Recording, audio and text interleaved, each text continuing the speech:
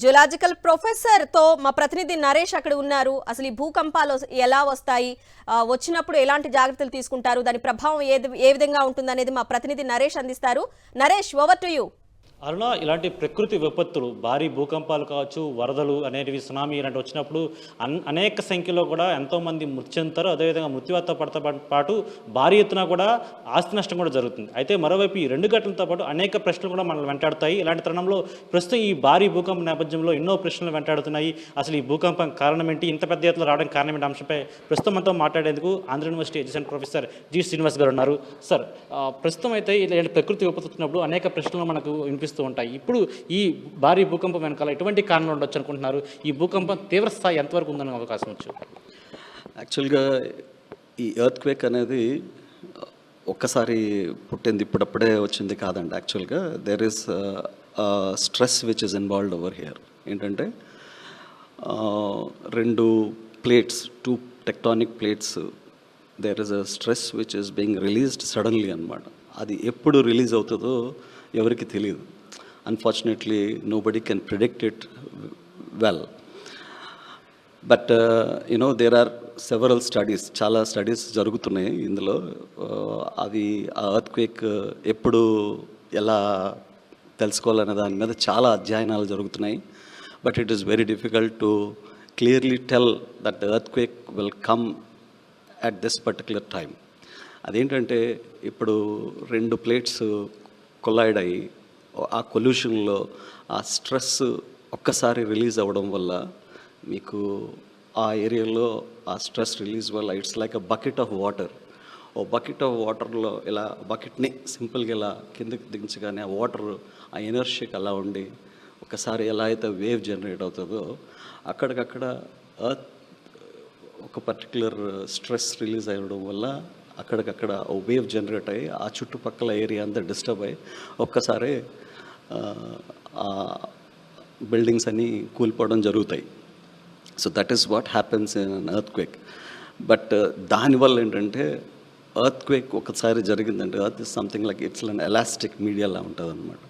So ఆ particular wave will pass from one place to another. అది ఏమవుతుందంటే అక్కడి నుంచి ఆ వేవ్ జనరేట్ అయిన వేవ్ అది అక్కడి నుంచి చుట్టుపక్కల ప్రదేశాలకు కూడా వెళ్తుందన్నమాట. సో అలా చుట్టుపక్కల ప్రదేశాలకి ఆ వేవ్ జనరేట్ అవ్వడం వల్ల, అది మూవ్ అవ్వడం వల్ల ఏమవుతుందంటే దాని యొక్క ఇంపాక్ట్ చుట్టుపక్కల ఉన్న ఏరియాస్కి అన్నిటికి తగులుతుంది. సో బేసిక్గా ఇక్కడే రావడానికి కారణం ఏంటంటే that is a very high fault zone అనమాట. అంటే అది సాంగంగ్ జోన్ అంటారు. దట్ ఈస్ ఇండియన్ ప్లేట్కి Burma plate, it is like plate which is about boundary which is about 1200 kilometres plate boundary దగ్గర ఉందన్నమాట. సో ఆ ప్లేట్ బౌండరీస్ దగ్గర జరిగే ఈ ప్రక్రియ ఎప్పుడు ఎలాగ స్ట్రెస్ రిలీజ్ అవుతుందో అనేది చాలా కష్టం. అది అంత ఈజీగా చెప్పలేం. ఇన్ఫ్యాక్ట్ మనం ఎలా చేసినా ఎప్పుడు స్లిప్ అవుతుంది అనేది it's very difficult to predict. So of course there are several seismological stations చుట్టుపక్కల ఉన్నాయి, because that is a very active fault which is over there.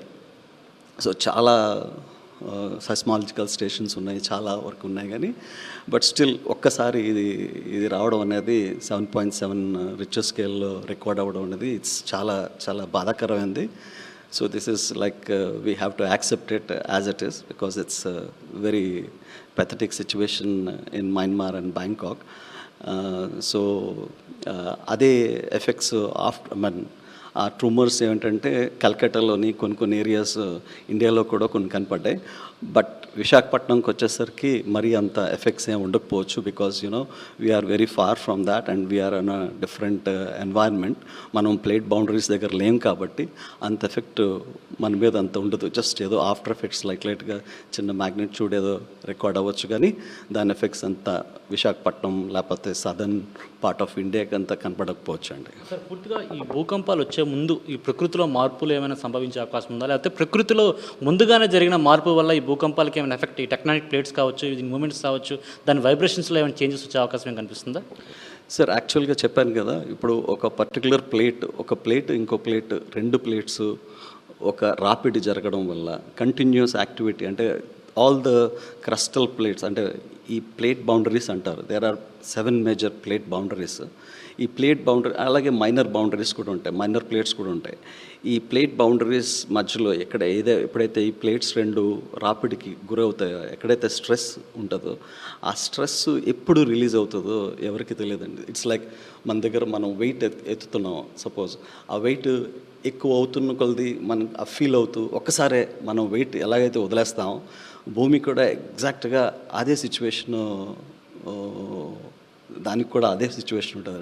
So ఆ స్లిప్ ఎప్పుడవుతుందో అనేది ఎవరికి తెలియదు. ఒక కొన్ని చూపిస్తుంది, అంటే బిఫోర్ ఎఫెక్ట్స్ లాగా చిన్న చిన్న ఎర్త్క్వేక్స్, అంటే సంథింగ్ లైక్ 5.2 మ్యాగ్నిట్యూడ్లో చూపిస్తుంటాయి. But those effects are so small where you do not feel those effects.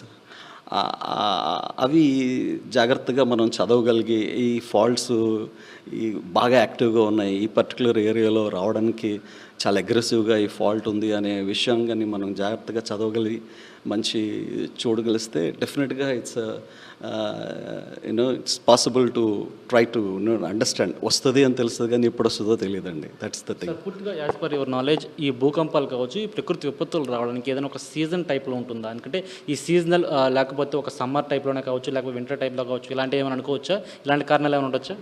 సీజన్కి దీనికి, గ్లోబల్ వార్మింగ్కి దీనికి ఏం సంబంధం లేదండి.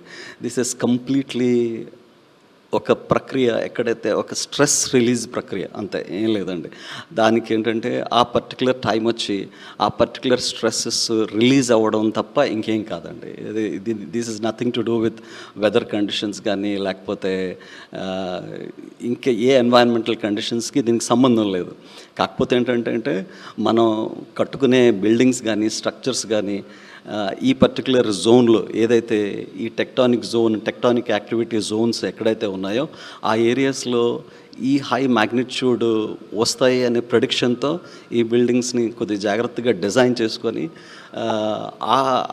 అవి జాగ్రత్తగా చూసుకోవాలే తప్ప మనం ఈ ఎర్త్క్వేక్స్ని అవాయిడ్ చేయగలగమని నేను అనుకోవట్లేదండి. We cannot avoid those earthquakes. ఇప్పుడు మీరు చెప్పినట్టు యాజ్ ఇట్ ఈస్గా, అంటే బిల్డింగ్ కన్స్ట్రక్షన్స్ కావచ్చు, ఇవన్నీ కూడా ఈ ఎర్త్క్వేక్స్ని ఆపలేం. కాకపోతే ఏదైతే బిల్డింగ్ ప్రక్రియ ఏదైతే ఉంటుందో ఖచ్చితంగా ఎర్త్క్వేక్ జోన్లో ఐడెంటిఫై చేసినట్లయితే దానికి ఎఫెక్ట్ ఉంటుందో. ఇప్పుడు యాజ్ ఇట్ ఈస్గా బ్యాంకాక్లో కావచ్చు, మైన్మార్లో కావచ్చు, కుప్పకూలిపోయిన విజువల్స్ చూసాం. సేమ్ అలాంటి ఏరియాలో ఉండేవి అనుకుంటున్నారా? దానివల్ల ప్రభావం ఉండే అవకాశం ఉందా? సార్, ఇప్పుడు యూజువల్గా ఏంటంటే గవర్నమెంట్స్, అంటే the ministry will decide what are the zones which are very highly tentative to earthquakes జనరల్గా. సో ఈ పర్టికులర్ ప్లేట్ బౌండరీ దగ్గర, ఏ ప్లేట్ బౌండరీ దగ్గర అయినా సరే, they are very highly tentative to earthquakes అని అందరికీ తెలిసిన విషయమే. సో అందుకని అక్కడ హై రైజ్ బిల్డింగ్స్ అవి పర్మిషన్స్ ఉండవు. బట్ సమ్ కేసెస్ ఏమవుతుందంటే మనకి ఇక్కడ వచ్చినప్పటికీ ఈ ప్రొడ్యూస్ అయిన వేవ్ ఎంత లార్జ్గా ఉంటుందంటే that progression will go and effect those surrounding areas అనమాట. సో అందుకనే we have to take care that. Usually in Japan ఎలాంటి ఎర్త్క్వేక్స్ సంథింగ్ లైక్ 8 మ్యాగ్నిట్యూడ్ వచ్చిన ఎర్త్క్వేక్స్ కూడా చాలా జాగ్రత్తగా వాళ్ళు డీల్ చేస్తారు, ఆ బిల్డింగ్స్ తట్టుకోగలవు. సో బ్యాంకాక్ వచ్చేసరికి probably this is a very huge effect for them.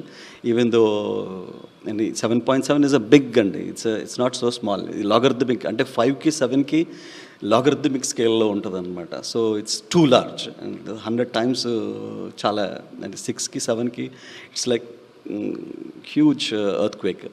So అందుకనే probably that's the reason why ఆ బిల్డింగ్స్ అంత ఎర్త్క్వేక్ రెసిస్టెంట్ 7.7 మ్యాగ్నిట్యూడ్కి రెసిస్టెంట్ కాదు కాబట్టి అవి సడన్గా పడిపోవడానికి అవకాశాలు ఉన్నాయండి. సరే, మీరు ఇప్పుడు చెప్పినట్టుగా ఏదైతే టెక్టానిక్ ప్లేట్స్కి మీరు రాపిడి కావాలంగా వచ్చిన వేవ్ లెంత్, ఆ వేవ్ లెంత్ అనేది ప్రెజర్ అనేది పైకి పుల్ చేస్తుందా, పుష్అప్ చేస్తుందా, లేకపోతే ఆ లెంత్ బెర్త్ కూడా చూసుకొని ఇన్ని కిలోమీటర్స్ వరకు, ఇన్ని మీటర్స్ వరకు దీని ఎఫెక్ట్ ఉంటుంది? దాని గురించి ఒకసారి డెప్త్గా చెప్పగలరా?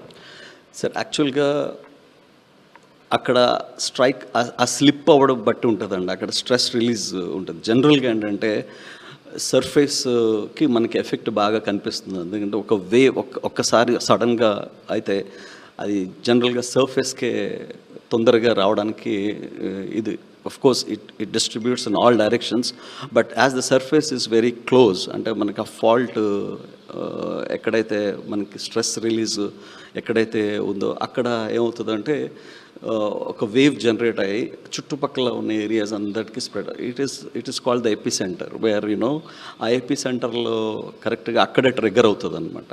సో ఆ ట్రిగర్ అయిన point if it is very shallow to this surface అనుకోండి, ఆ ఏరియా అంతా చాలా ధ్వంసం అయిపోవడానికి చాలా ఎక్కువగా ఉంటుంది.